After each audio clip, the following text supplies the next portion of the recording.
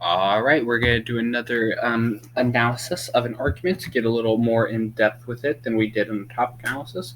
Um, if you didn't see the first one, generally just an explanation of what we're doing is we are going through the arguments on each side and we're going to explain basically the thought process behind it, things like value criterions, possible responses, what I think of the argument, and so on and so forth.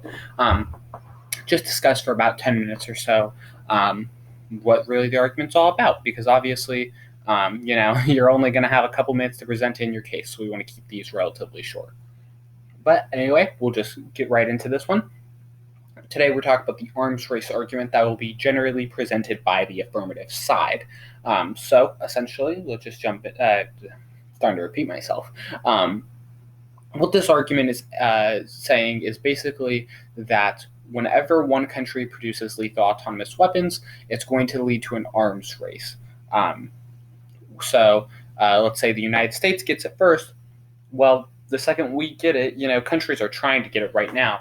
But once we get it, then countries like Russia and North Korea and China and those types of countries that are generally pretty hostile towards us are going to put their everything into getting it because they want to be equal with us or better.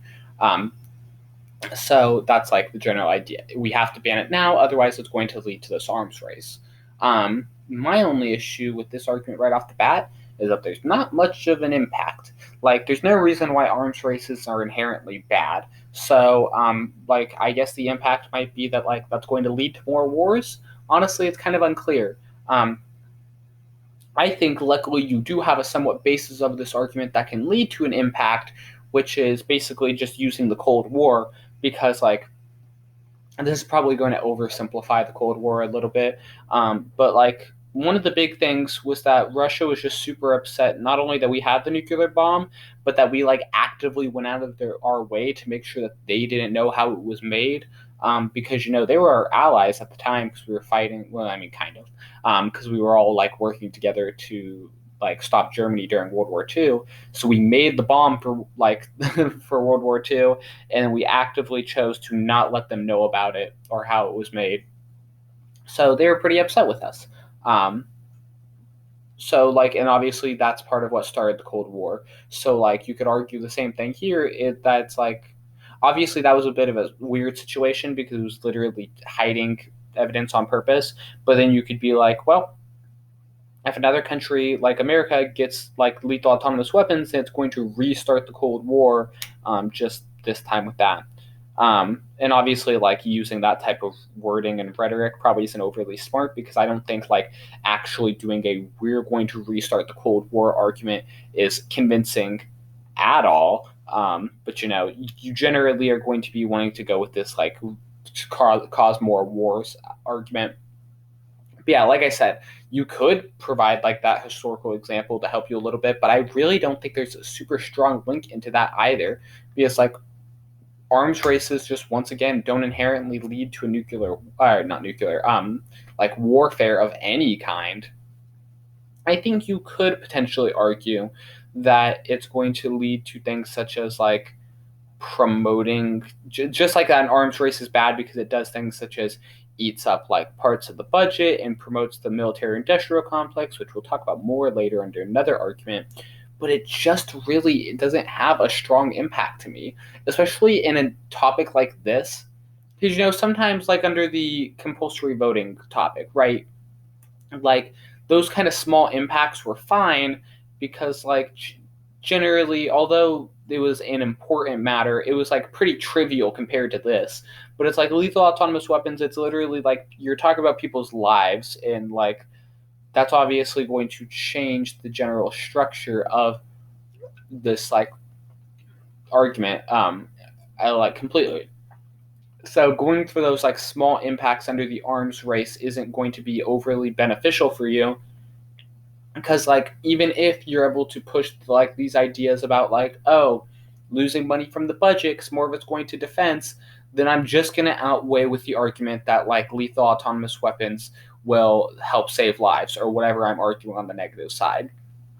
which is like generally problems with like low magnitude impacts anyway. So I get it. Like you sometimes have to do what you have to do.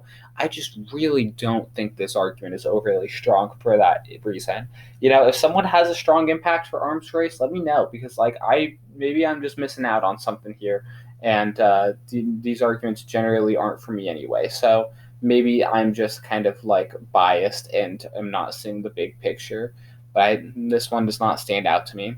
Um, but on that note, values and value criterions, obviously this is going to be one that is going to differ if you have some different type of impact, because like most of the time, if you haven't picked up by now, the value and value criterion is going to be like changed by the impact, because like 90% of the value and value criterions we used are consequentialist in some way. They're just like valuing different consequences.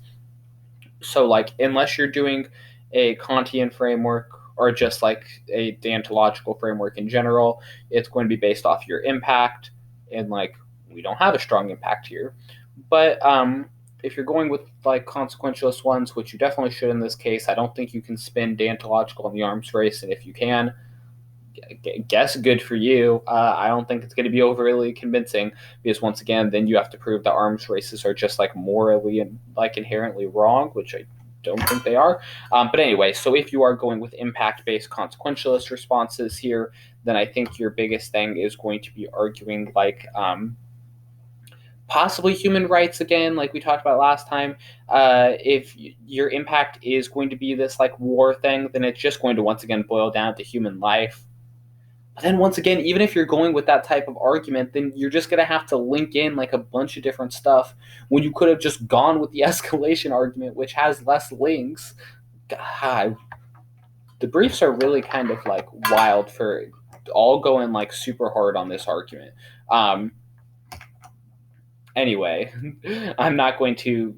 I'm going to try and move off from that topic of discussion. That way we can discuss other points. But yeah, so generally, if you're going with those impacts, it's probably going to be things like continuing warfare, which obviously is going to be like protecting lives, utilitarianism, all those basic things that we use for all these topics that have to do with like life and death. If you're going for like those military industrial complex arguments, that's somewhat more deontological, because you are kind of just saying that it's like, oh, the act of like allowing the military to be ingrained in all parts of society is inherently wrong, which like that's, I can kind of see that. That's slightly stronger for like a deontological argument. I also think on that you can just talk about how that like prevents the progress of society, and then you can kind of talk more about just general like prosperity. I don't know. You're not going to get like obviously a minimizing oppression argument from this, so you could just probably just go with like a general welfare society argument and make it through. Um, but as already stated, this one's going to depend on impact, so I really don't have too much to give for you beyond that. Anyway, to kind of go to rebuttals. On this note, obviously, uh, I think it is pretty like safe to say that like the warrants are pretty sound on this argument, which I guess might be part of the appeal for it. If one country gets lethal autonomous weapons, then all countries are going to go for it. So a couple arguments that pop up in my head right off the bat would be a non-unique argument, which is simply saying that we're already seeing that in the status quo. Like no one's produced lethal autonomous weapons yet, and like people are still trying to produce them with all their might. So like even if we have a ban, I guess that would technically solve for that as well. But it's like there's no real issue we're seeing from this. So one country making them isn't going to make the arms race much worse.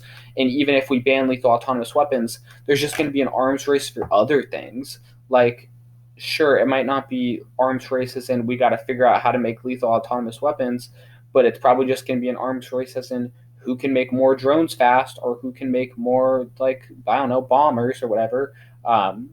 So it's non-unique, first off. You can definitely like minimize the impact because, like we said, it's small and puny at best. Um, so it's like, okay, there's another argument. You could possibly, those are the big things that jump to mind right now, non-unique and um, impact turning, because like or not impact turning, obviously, but impact like minimizing.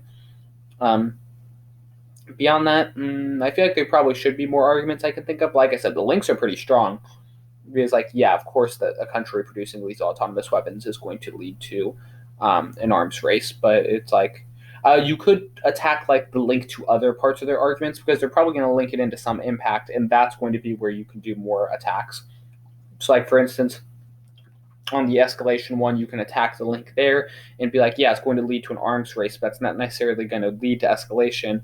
And then, like, if they do try and like provide the example of the Cold War, you can just be like, well, no, because the Cold War was a lot more like nuanced than that, right? It wasn't just, oh, ha, ha, you have a weapon, I don't, because like literally, then they got the weapon and they still had the arms race. So what's your point? like, um, the Cold War was more about just like these two nations wanted to be the best, and it didn't actually have anything to do with the weapons themselves. Like obviously the fear came with the weapons, but like we probably would have had a Cold War even if nuclear weapons were never like discovered, because it was just they both wanted to be the best country, and the way they measured that being the best country was partially by having a billion nukes. That way they could threaten the other one. Um, so it's like that impact is completely out the window because it's like we're not going to see the like escalation unless they have some other piece of evidence, in which case I don't know, you could probably still attack that in some way, but without knowing what the evidence is, like I can't personally attack it. And then also you like if they're going to military industrial complex one, I would just hit it with another non-unique. It's like but literally the military shows up at my school like every week and tries to convince me to join because they make us think that doing pull-ups is cool. Like, in what world do we not already have this military industrial complex in America? And America's not even the worst about it. Like, can you imagine, like, in China and Russia and, like, those countries, military is a big thing there, especially, like, in the government. Like, Vladimir Putin was part of the KGB, and that is a large part of the reason that he is able to stay in power, just because, like, military, being in the military is a big thing there. So, like, military industrial complex, also non unique, just like your entire argument. So anyway, those are a bunch of rebuttals that pop up right off the top of my head. Obviously, to close with this, general thoughts on the argument, bad. I kind of was not a big fan of it before we started discussing it here, but you know, the good thing about these videos is that they also help me to kind of just explore my own thoughts on this, like these arguments. And this one, the more and more I thought about it, I was just like, man, I simply am not enjoying this one. It has too many holes in it for like really not no benefits. So um, would not run it personally, as opposed to escalation, which I don't know if I said this at the end of the video, but I would use that argument. That's a good one, and I'm probably going to put it in my case. I don't know for sure. I'll have to see what the evidence supports, but right off the bat, it's looking like a good one. But anyway, I really don't have too much more to say on this argument, except for that I hate it. But you'll probably still see other people run it, so it's still good to kind of get to a level of understanding with it. But anyway, as always, I hope this video was educational, and I wish you guys good luck in all of your rounds. Oops.